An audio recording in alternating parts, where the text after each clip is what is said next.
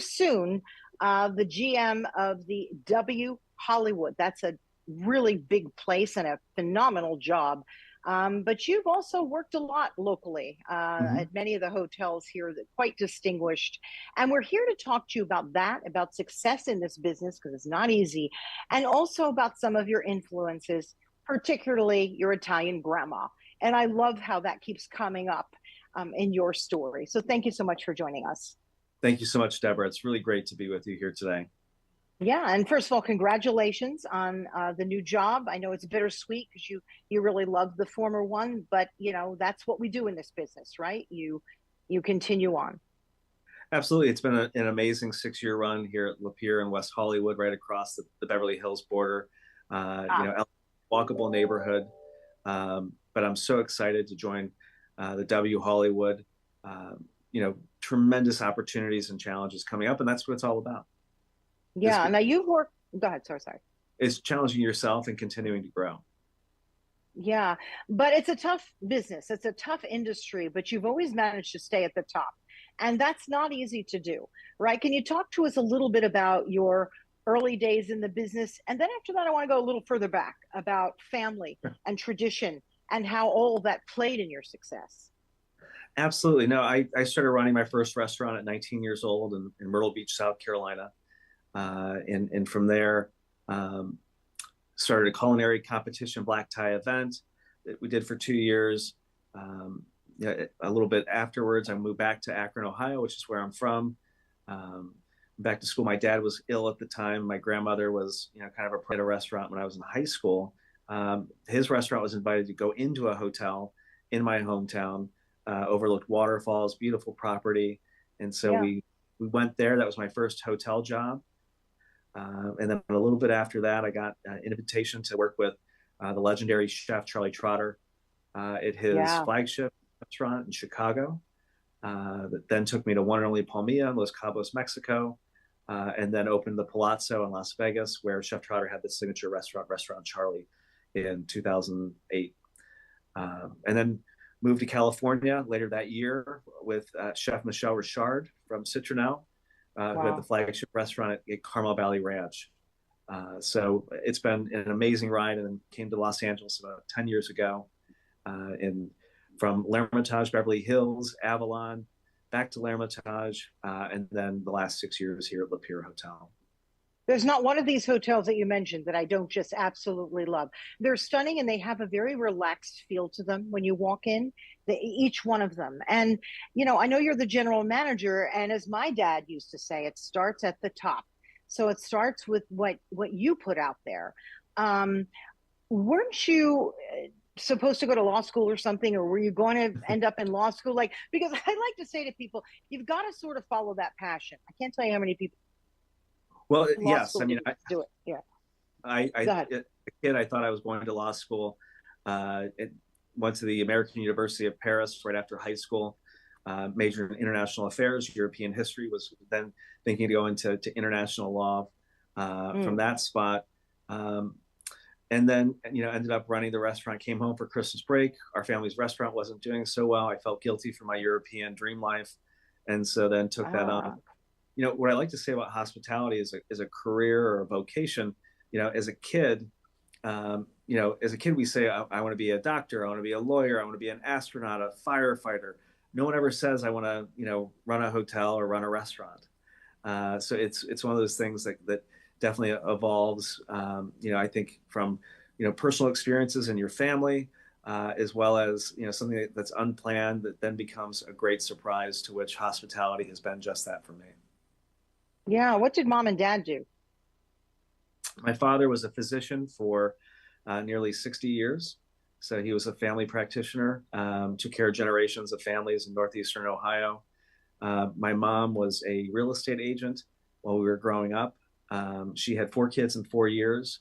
So she was busy early on when we were little, did real estate, and then started a catering company that she's had for the last 20 Ah, years in Myrtle Beach that she still has today. I understand. So it's like food and hospitality is woven into the family, but it's not exactly this is what we're doing, right? It was always there, right? Because it wasn't there also a family market, from what I understand, My as well. grandparents had an Italian grocery store in Youngstown, Ohio, that they opened Mm. during the Depression, that they had for over 40 years up until it closed in 1975. My grandfather was a butcher by trade, and my grandmother ran the front of the store. And so that idea of hospitality and family was definitely very deep rooted and something that we were raised with. Mm. Sunday suppers were a big deal. Holidays were huge. We'd have 40 or 50 people over for Thanksgiving or for Christmas Eve. We had two kitchens in our house. A downstairs kitchen and as well as the one upstairs. Lots of oven space. And I was Okay, even I just have to say, I don't think you're Italian unless you have the kitchen in the basement. It's never fancy, right? I mean, ours wasn't fancy. It's like you barely even were able to make it down the stairs in the basement. But there was this glorious kitchen, older appliances, and what came out of there was shocking, right? Isn't that true? absolutely 100%. I mean, my grandmother even had a downstairs kitchen in her home, and she would literally make thousands of cookies during the Christmas time, and put them in the department store boxes, tape them up, put them in the trunk of her car, and she would just. I remember her. She'd be at the grocery store, and she'd see the same person who checks her out, and then she'd hand them a box of cookies. I mean, it was just nonstop, and it was a part of that tradition.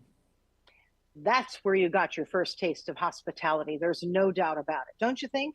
With grandma. Uh, Absolutely, you couldn't come within 5 feet of her. Her name was Evelyn. You couldn't come within 5 feet of Evelyn without her trying to feed you. Didn't matter what time of Mm. day it was, from meals or maybe fruit, even the peppermint candies, the chewy ones. She always carried those, and it was really important to her to make sure that everyone was nourished at all times. At all times, right? It could be 2 in the morning. Honestly, I mean, if you grew up like I did, when I was young, we were in New Jersey, people would show up, and I often wondered, where did the food come from? And it always came from the basement. I used to think it came from under my mom's bed. And it didn't matter the time of day. It could be a cookie, an eggplant. Is that right? A hundred Same with percent. you? And the way that they planned. I mean, I remember, my grandmother and her sister, my aunt Vera, like they'd have sauce frozen, and Yeah. so and a homemade sauce, and the freezer would be packed with it.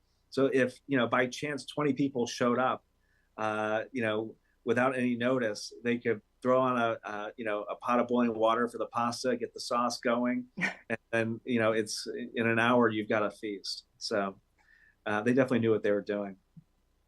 Are you a good cook? I do like to cook. I don't cook as often as they do. I've been very fortunate to work with amazing chefs throughout my career, so I've picked up a few things. Um, Love making soups. It's just the time I think that I find challenging, because I think that making soup, for example, I love to make the stock, and so you go to the grocery store, you get your vegetables, you make the stock itself, then you Right. go into the soup, and it takes several hours, all of which I love to do. It's just trying to find enough hours in the day on top of my day job. Right. So when you were working in Chicago in particular, right? Mhm. With such a well-known chef, what did you do? I mean, did you sort of manage what he was doing? You managed the hospitality end? Like how did that work? Certainly. I was the assistant general manager in Chicago. And Yeah. so running the front of the house. And that restaurant it had about 100 seats. It was an old, a really beautiful Chicago townhouse, or brownstone. And it was actually two of them next Oh, door that we connected.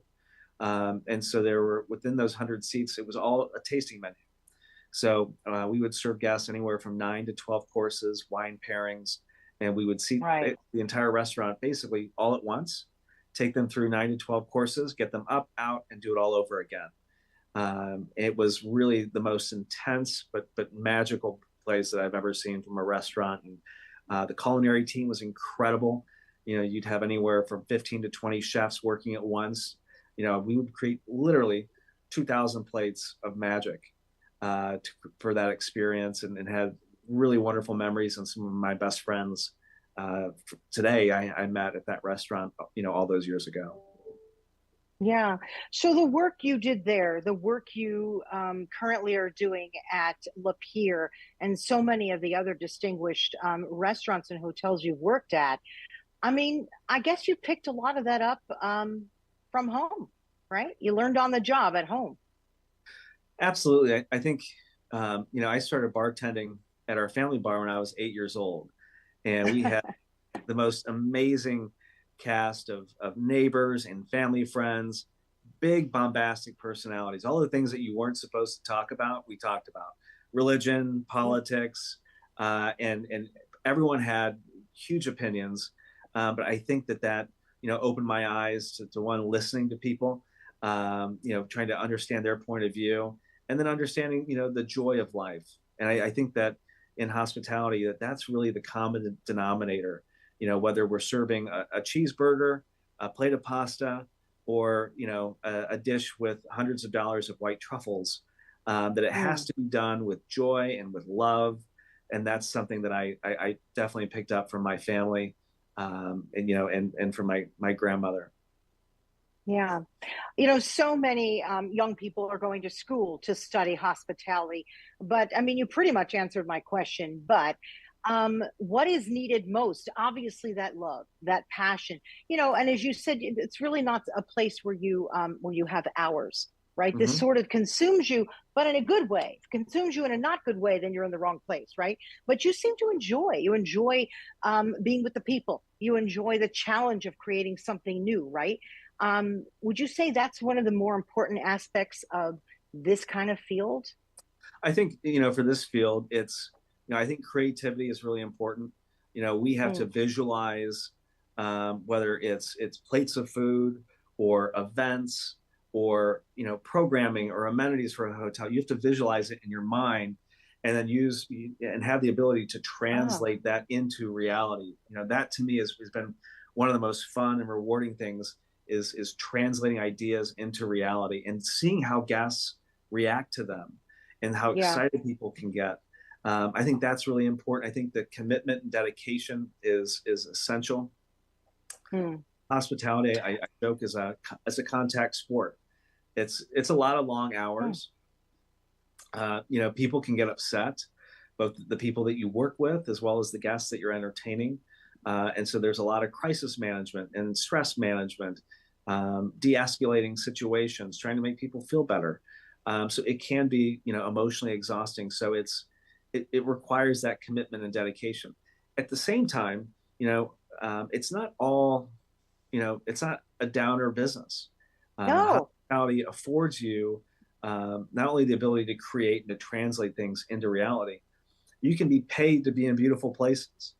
I have Yeah. been so fortunate in my career, to go on task force assignments to places like Anguilla in the British West Indies, and spend months working down there during the peak season, and have Wow. an afternoon to yourself, on sugar white sand with clear blue water, and you're being paid to be there. You get to meet amazing people, people that you would never have the opportunity to meet otherwise. And those are the things that make it worthwhile, in addition to, mentoring and being able to share what you've learned, whether it's through the business or through your family, and being able to share that with others is the most rewarding thing that we can do. Yeah, your attitude is beautiful. I also love what you did during the pandemic, right? That was a tough time. And you created different pop-ups, right? At the Lapeer, I imagine. Could you tell us briefly about that? What you did just to keep momentum going? Absolutely. No, it was, March of 2020 was, the worst 3 days of my career. I Yeah. managed during 9/11. I managed during the Great Wow. Recession. And those were really dark and difficult days.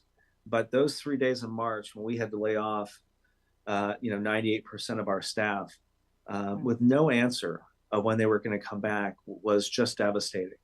And as a general manager or the leader, when you're responsible for people's jobs and their employment, you take that seriously. Yeah. Their families depend on it. And so, right after we went through that, I was able to keep basically a handful of team members, and we moved into the hotel and basically ran it like a bed and breakfast. Mm. And then through that, I was, fortunate to be chair of the West Hollywood Chamber of Commerce, as well as our design district, and knowing a lot of the local businesses and seeing how people were suffering. We had an artist who lost his gallery. So when he asked if we had space, of course we have space. We moved him into a meeting room right off of our courtyard. a retail friend of mine who has an event business. He does celebrity gifting suites. I've worked with him for years at L'Hermitage, brought him over to Lapeer. We put him in our front retail space to do a hotel gift shop unlike any other that's based on the idea of a celebrity gifting lounge. We had a restaurant that just opened around the corner from us. They had no outdoor space. We had a ton of outdoor space around our pool as well as our rooftop. We moved them in. It became the hottest pop-up restaurant in LA in 2020. We had over a dozen businesses at once, a gym. We even had a barber shop. And what that did was it activated the hotel. We were the most activated hotel in 2020. But it drew people to us. So we had higher occupancies. More people wanted to stay here than other hotels. They didn't have as much happening or nothing happening. So with our business levels, we were able to bring back our employees faster than anyone else. And to me, that was the best part of going through that experience, was being able to rebuild our team and to bring people back to work. Very, very clever thinking, I have to say, where a lot of people were just scratching their heads saying, now what? You kept moving in a safe and very, very clever way. That's pretty terrific. Any parting words you'd like to say before we let you go? I mean, I want people to realize that this business, it requires a lot, but it requires, loving it, loving what you do. And you just sort of exude that. And I feel Grandma Evelyn coming through you. I really do. And all those Italian dinners, just, I feel it. And all the compilation of all that and some struggles as well, put you where you are today, about to start at the W Hollywood. No, thank you so much, Deborah, for having me on. Parting words would just include, hug your loved ones. Don't take grandma for granted. Don't take mom and dad for granted. The little moments, whether they're baking cookies for you or you're sitting around the kitchen table having a cup of coffee, soak all of those in. That's the fuel of our hospitality, is that heart. And it really can form you in a beautiful way. And that's paying it forward. All of those meals that they shared with us, we have an opportunity to share in a different way with strangers and friends alike. And that creates the love of and the passion that I think makes, not just in hospitality, but in any career, that's what makes the top performers perform. Not because they're told what to do, but because they love doing it. Because they love doing it. That's everything. Last question for you. Do you ever want to go and do this in Italy, anywhere in Italy, particularly where your family's from? I'd love to do a hotel in Italy, and Florence is explore. Maybe something a little smaller, just to create those magical experiences for people when they're staying in a setting unlike anywhere else. Well, thank you so much for joining us. Thank you for talking to our audience about your career, about your Italian upbringing that so many of us can relate to and have taken comfortable like what you do. So thank you very, very much. And I'd like to thank our audience for joining us on Deborah Kobylt Live and our Little Italy podcast. Please go look for Nick at the W Hollywood. That is an outstanding place. Congratulations for the great success on YouTube, Facebook, Instagram, and just about every audio platform where you look for podcasts. We go on video and audio. So just look up our names, Deborah Kobylt Live and Little Italy Podcast.